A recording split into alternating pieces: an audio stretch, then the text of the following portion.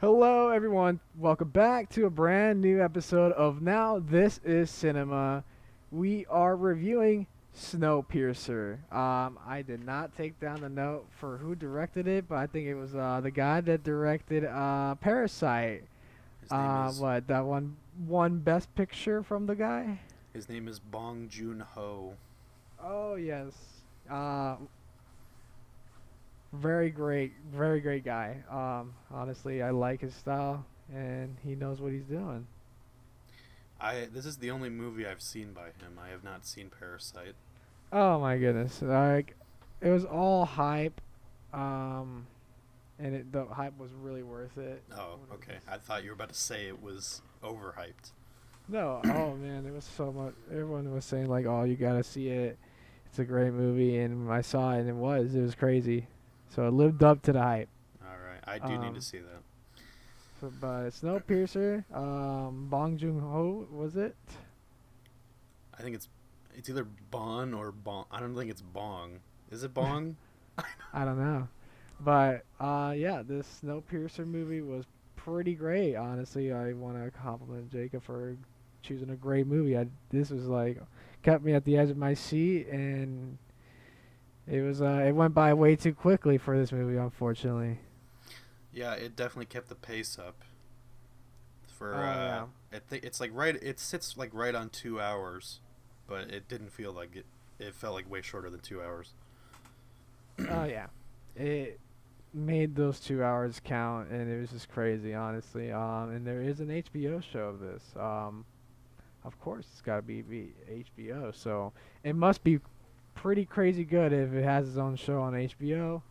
I don't know anything about it, but I love to have a subscription just for a start. Oh, dude, you know what? You can borrow mine. Do you seriously have one? Yeah, I thought I told you that. Oh, and I already forgot. Good lord! All right, that works. So, what did we talk about this movie for? I mean, there's so much to talk about, dude. Yeah, they just kind of jump you right into it. Like Oh the yeah. earth has frozen over. On Everyone's this dead. day, July 4th, 2014, we are at the very first airport in the world, and it fades off. I think that was the first radio liner in the opening credits, Hmm. and it just fades off from there. CW7, the answer to global warming, is being dispersed into the upper levels of the atmosphere.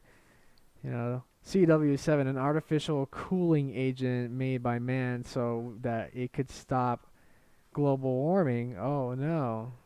But yeah, Um.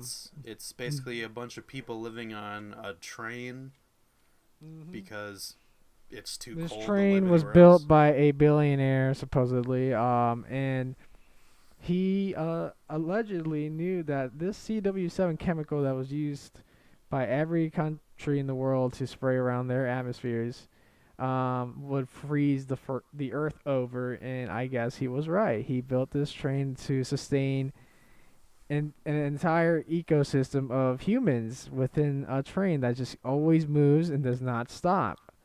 It's just always going, and it just does not. It goes around the world. That's why it doesn't stop. So it's Hmm. an infinite loop. So this guy was ahead of his time, obviously.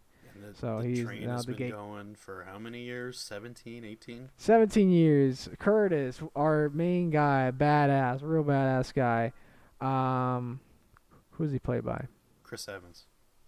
Oh, that's right. Yeah, that's right. He had a beard. That's why. Um, yeah, he had a great role. Chris Evans being, your A-list celebrity, living up to his A-list talent.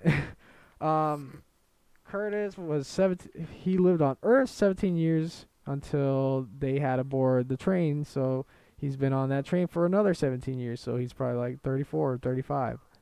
Um, yeah, and then like you said, they start you right off into the bat of the main story. Real gritty story. Real real gritty. Bunch of people living in the back of a train car with bunks this close together. You know, And this train just is separated by a class of well, I yes. don't know. I I'm don't know talking how to they adjust the class, but maybe they kept their their heritage from like their economic like credit from before the Earth froze over, so they could like have have a position to place who goes where. Yeah, that's interesting. I don't know if they explain that or not, but No, they not in the movie, but maybe it it's just is the poor based off a people. book, of course. Mm. You gotta read the book. You gotta watch the show. There's so many It's different. obviously got to be a good fictional. It is dystopian. It's a fictional dystopian story, so I love those. I love me some of those. Too bad I can't read. Um, One day, Blacker. One day. yeah, one day I'll read a book and entirely, and I'll be able to memorize it. What else? All right, The elements here. let's get into some of the specific opening scenes because we see like all the train car that's like all the way at the back of the train with all the dirty like slaves basically. They're just doing slave labor. Oh yeah. And one of my favorite parts of this whole movie is the main character wants something that Timmy has, a protein bar. What was it? It's the protein block. He Block. wanted a certain protein block because the back end of the train waits on their source of supplements to survive, which is a cart full of these Jello-like pound blocks Mm. of protein, supposedly. So, So Curtis wanted specifically Timmy's block. yes, and Timmy said, "I will give it to you, but in return, I want the ball." These people are so secluded and have so little that there is one ball that they all share as a toy, and Timmy wants it for an hour. It's sad. And then you see the ball, and it's like this disgusting, like looks like It looks was like patched it together looks from like a three street balls. ball. Yeah, that's just It is that. sad. I saw that and I was just like, oh man. That is tough, and obviously you got to think about it. So if Curtis was on that train for 17 years, Timmy was born on that train. So he's Yeah. obviously he's probably never had the luxury of seeing a real ball, let alone the frostbite punishment. That's what I wrote down for Yes, that is a good the scene. yeah. That's what got me to realize there's no actual gore in this movie other than like the audible depictions of it, and obviously like actions of what's gonna happen next. So the back end of the train they were upset because they were tired of eating protein blocks. They're like, or some shit. They were just mad. So this poor ginger guy, I think his name was Greg. Yeah, he throws a shoe at one of the people, the upper higher people that run the show, run the scenes. Right. Um, And so they so decide to punish this guy by yeah, the using a porthole. Mason, another high chair of this supposedly bureaucracy of a train world. Mason's their name. It's just an older British woman, I suppose. She's kind of funny. Yep. Gives them a speech on how this shoe is not, peace. This is chaos. This is disorder.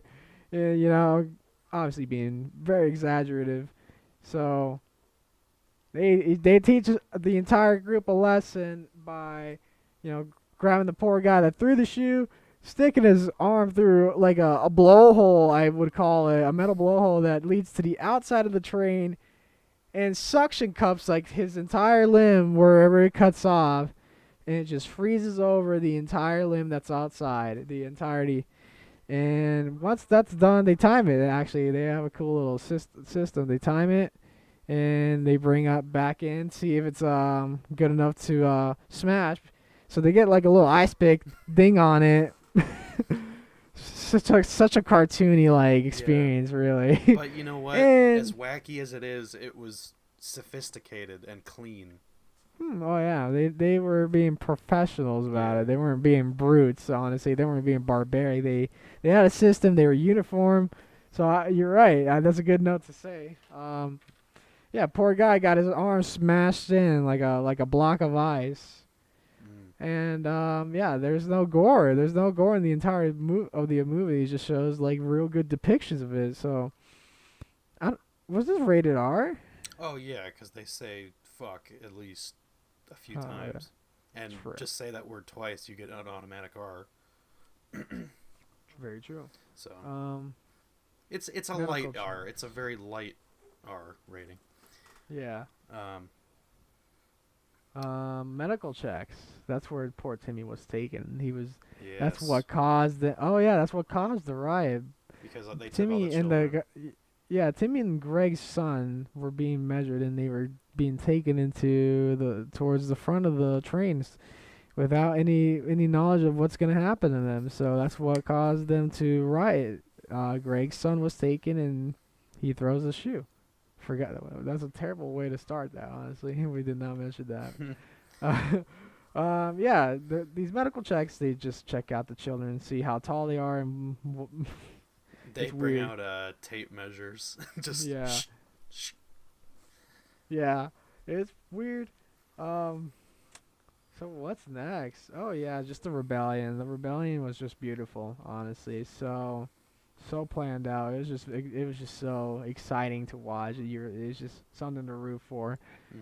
because it was just so planned out. It went so smoothly. So it transitioned so well. It was just so intense. And they get up to this certain part of the train. They all take a moment. It was really pretty, honestly. They all take a moment to look outside the window, and I Yeah. like that. I think they did that on purpose. They see, like, they purposely show everybody distracted by the outside world They because they probably have haven't not seen it. seen it. Yeah, well, they don't have any windows, I don't think, in the back. I didn't see any windows in the main quarters where they live in. So Right. they are all in awe, just looking at the frozen earth. It's crazy. Imagine So, living on one train car for like 10 plus years. oh my goodness, if I was thrown into it like right now, like a year right afterwards, right now, I'd probably go fucking mad. You know, Hmm. I'd go insane. I'm not gonna lie. But if I was born in it, obviously, who's to say? Um, I who's think to that's say the what's most gonna happen? interesting question about this is which would be worse to have a normal life and be thrown into this situation or to be born into it not I'd rather knowing just what the to real go through the life. normal life of it because I mean, you really wouldn't want to wish it upon anybody to be born in it. So you might as well just go through with it and see how lucky you get. Really, guess that's the survivalistic way of going about it. Right. So basically they're just Um, trying to the group is just trying to get to the front of the train. to take over the train. Yeah, Um, and rescue Timmy. True. That's really what really pushed them all forward. I think the most fun aspect of it is just seeing like them go through the train cars and wondering like, oh, what's gonna pop up next? Because like every train car has a different like theme or Oh yeah. gimmick. So like there's one that's like an aquarium, like the walls are just it's just an aquarium full of fish. Yeah, and it's self. It lives itself like it's its own ecosystem. They mentioned that everything in there is balanced. But yeah, that entire aquarium lives and it just thrives. It's pretty Right. cool. And upsettingly, why they got when they get there, they got lucky. They said Mason tells them that she offers him some sushi because I mean she's now held captive as hostage. Excuse me. So and then she mentions that they only serve sushi 2 times out of the year. I Right. would, oh my goodness, if that in itself would just make me go mad, dude. I love sushi, you know, and being on that train, being thrown on a train like that, and just realizing, holy crap, I'm not gonna eat the things I you know, you know, lusted for, that made me just feel bad about myself after eating, but felt good. Right. Anything like that. And while they sit there and eat sushi, they make her eat a protein block. Yeah, I mean, she deserves it. I mean, She took you a don't hefty want bite to. though. Oh yeah, well, I would not want to be the one eating those for whatever it's made of. But cool. Oh, Yeah, what is it made of? I think it's made out of roaches. I don't know. It's made out of roaches, and I just wondered how. I mean, it's obviously roaches are gonna get into any spot. Roaches are parasitic, but I wonder how they just realized like halfway into the society they've created, and they're like, you know what, there's too many roaches. We gotta do something about this, and they're like, well, I guess they are made out of protein. Let's grind That's them up. yeah, some improv, on whoever thought of that. So you gotta do what you gotta do, man. You gotta do what you gotta do. 17 years, I'm sure there's gonna be no more of anything. So Like, they have a guy who is in charge of making the protein blocks, and he's like brainwashed into thinking it's totally normal.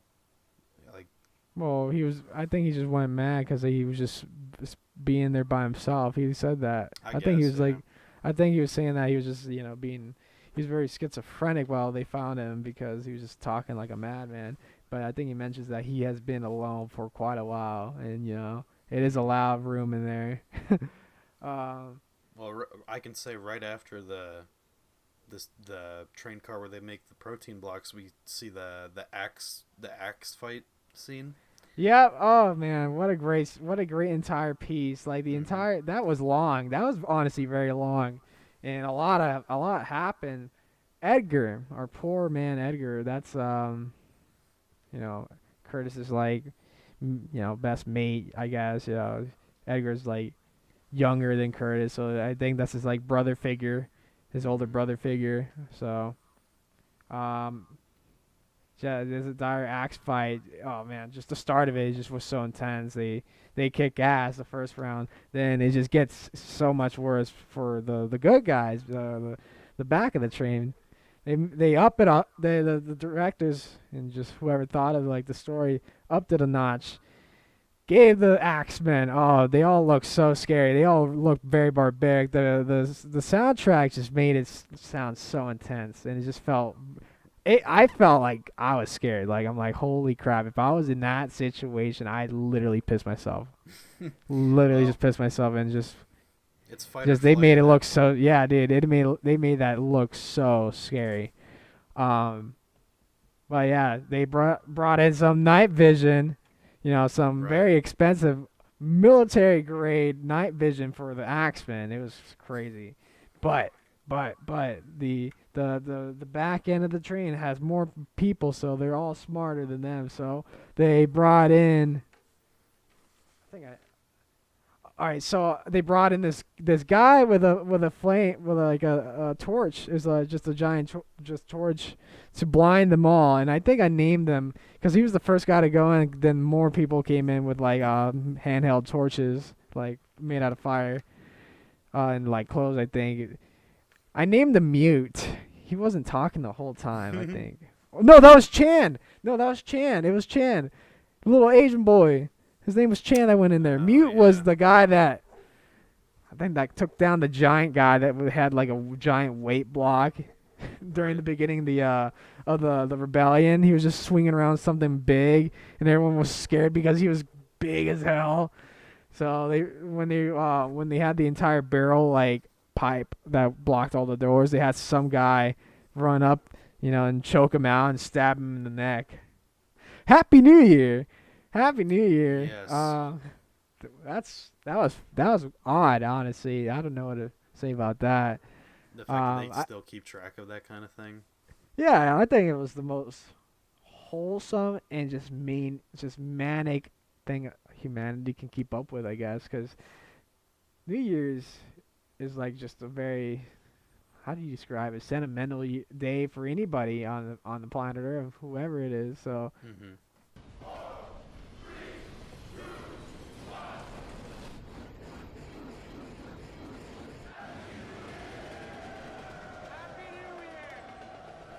I hate getting old. I fucking hate it. they still, even in the midst of like chaos and civil war with these guys, that they're all killing each other like barbarians. They still remember tradition. They still remember tradition, and it's just it was weird. They all take a moment to say Happy New Year. Greg's Yeah. like, "Oh man, I hate getting old." It was it was odd. It was odd all around. And of course, like Um, all this chaos just happens to be New Year's Eve of all days. Yeah. Like such a I slim wonder if they chance. kept. I wonder if they kept up. I wonder if they did that intentionally. They had to know. They had to have. They have to at least a candle in there. In the back system of the train. You know. Yeah. That each little cabin just got more intense. The school felt weird. That Oh, school just gave me weird vibes. anytime you have like a scene like that where it's like Like it's it's like it's a dystopian society or right. something. It's And meant there's to like be like colorful un- and like friendly, but uncomfortable. it's got like the undertones of just depressing stuff.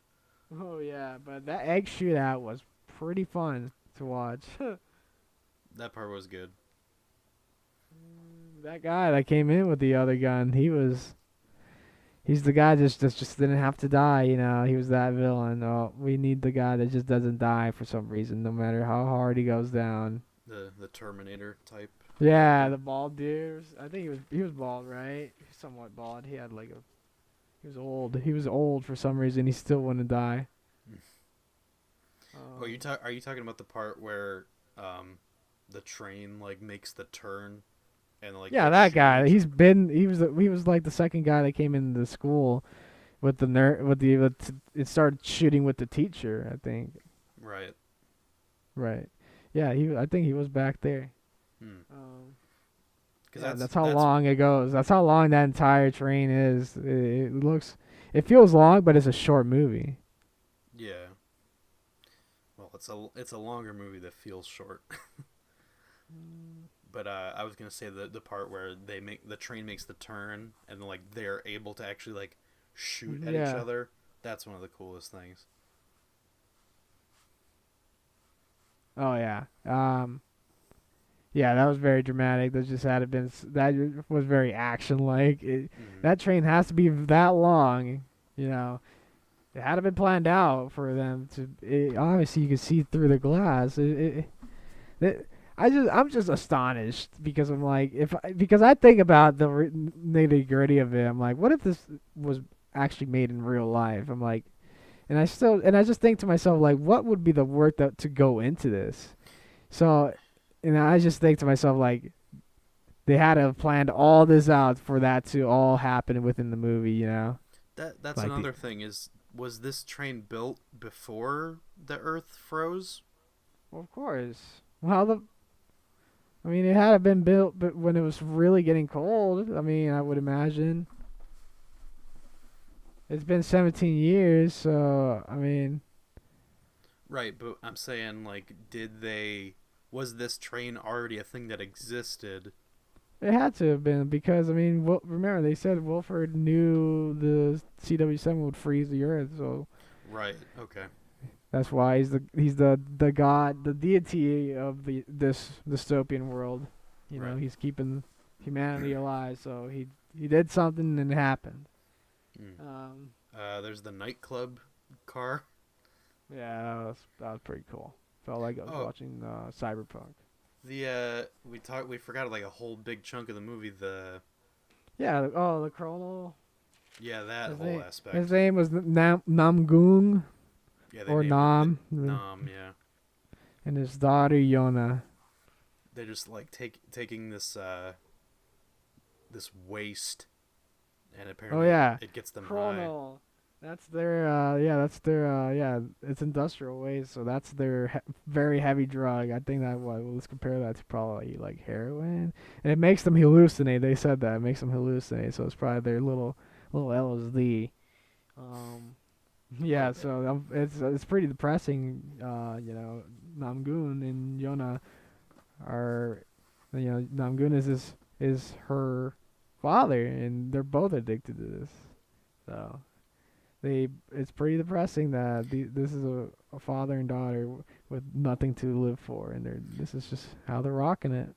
But I can they're very, understand that though. oh There yeah, would be some people that don't have anything to live for if they just and had they're to be on this very, train. yeah, and they're very inseparable. You can see the parental love and the love for her father, and they still have morals. They still, Right. they're still normal. They're just lost. Obviously, it's a They tough just don't world in care that anymore. train. Oh yeah. Yeah, so when we first are introduced to Nam, they have this translator because I guess Nam only speaks Korean. So they have this machine where they talk into it and then it translates the other language back. But a really cool thing that they did, like editing wise, is after like 2 or 3 exchanges of the language, they just stopped showing you the in between to like cut down time. So it would be like English Korean with no like translation. Just You just you were subtitles. yeah you were just they like weren't showing that it was translating it every time, but they just like filled in the blanks to like cut Yeah, down the man. time and keep the pacing up. Oh yeah. I thought that was a really smart choice. And then they eventually make it to the front of the train, or I guess as close to the front as they make it. I don't know if it's actually the very front car, um, but basically they're stuck behind this big door. Oh yeah, that's the final gate to get to Wilson. Yeah, Right. And that's where everything goes downhill, you know. Wilson invites Curtis in because to well, tell him that well, before that, we should talk about Curtis's speech. Probably oh yes, you're the totally biggest bit right. of Oh dialogue in the man, whole movie. the biggest twist in the Mm-hmm. movie, and what's very symbolic of that, Namgoon offers Curtis the very last Marlboro Light cigarette to Curtis, and this is just crazy. Curtis takes one hit of it, and that's it, one puff, and this is when he goes on onto his whole tangent, his whole story that we're about to describe, and the cigarette's just gone. He takes one puff, and that's the last cigarette in the world. It's gone. Boom. That was just symbolic to me. Then he just Uh, talks about how difficult it was when they first came to the train, how hungry they were, and yep. basically, at one point, he was a cannibal. He would basically go to people and steal their babies to eat, and the the one of the babies that he attempted to eat ended up being Edgar, who is basically became a little brother to him as Edgar grew up, which is just the saddest thing. He was like, I knew that babies tasted the best. But It's here's just, the thing about that. How he got to Edgar is because they killed Edgar's mother, and that's right, yeah. to get to Edgar because they wanted to eat both, I suppose, and that's Edgar was saved by Gilliam because Curtis talks about how Gilliam was the one to just cut off his arm in front of everybody and offer it to to them before they ate Edgar, Mm-hmm. and Gilliam was the one offering it to Curtis specifically, like he offered it to him directly, and that's how the three of them all became inseparable, I guess, Yeah, because he and offered his arm. He was saying, if you're so hungry, then eat this. Just don't eat the boy, you know. And that's right. dark. That is crazy. And it's even more dark when, knowing that, you go back to an earlier scene in the movie where Gilliam and Curtis are talking, and Gilliam says like, "Oh, it's not as good holding a woman with one arm." Like Curtis is the reason that he has one arm. Yeah, That's it's just the very saddest true. thing. And he still sympathizes with them. They still forgive each other. And oh man, it's a heavy story, Hmm. folks. I ain't gonna lie to you. Uh, So, but then yeah. after that, Curtis gets to go into the front train car with Wilford. Basically, Wilford sits him down. He gives him some kind of meal, doesn't he? Yeah, he invites him in to eat dinner, I think, and Wilford's just talking to him like a. His role was very I mean, his role as a character was done before in film. I'd say he was like the the sassy, talkative, like supposedly villain. Mhm. Very like melodramatic, I guess, on purpose. He's just nonchalant. So he invites him in just to eat. He's like, "Hey man, how's it going?" He's just being overconfident Yeah, and he because he's starts like, "You're telling not gonna be him, able to stop me." yeah, because he wanted detail him about the dark truth of the train, how the train system works, how the ecosystem manages to thrive at a very balanced state. Wilford and Gilliam were best buds, and they were always best buds until, well, yeah, because they wanted to Gilliam was the leader of the back of the train, so he needed to talk to the front of the train to make sure there wasn't too much overpopulation and so on. So the worst part about that is that he starts explaining to Curtis. Wilford starts explaining to Curtis that each revolution that they got to have and do, was pretty much intentionally allowed by Hmm. Wilford, and the only reason, I mean, he wasn't, Curtis was supposed to like stop because I guess Gilliam was supposed to stop him at a certain point, so that's why he just ordered for Gilliam's death to be shown on the CCTV because I guess he didn't stop Curtis. They just kept Hmm. going. He was supposed to stop, so Gilliam was like knew it all along. It was all fake. All that revolution, that entire rebellion was all supposed to be fake, but it was achieved by our man Curtis. Chris Evans always saves the day. Always, especially in Fantastic Four. Um, but then we find out that the reason that they took Timmy is because he was the only one small enough, or I guess he was the perfect size for this little like compartment. What was he doing in there? He was just like I don't know. pulling I think levers he was and like stuff. shoveling coal. He had to reach into a little hole with his arm. He was taking out like some dirt. It didn't Right. look. That's all he was doing. It was like the simplest thing he did, but he had to do that for I don't know. They don't really tell us for how long. I guess that's why they needed two people. I don't know. They probably manage shifts. Sorry, the Oscar bait.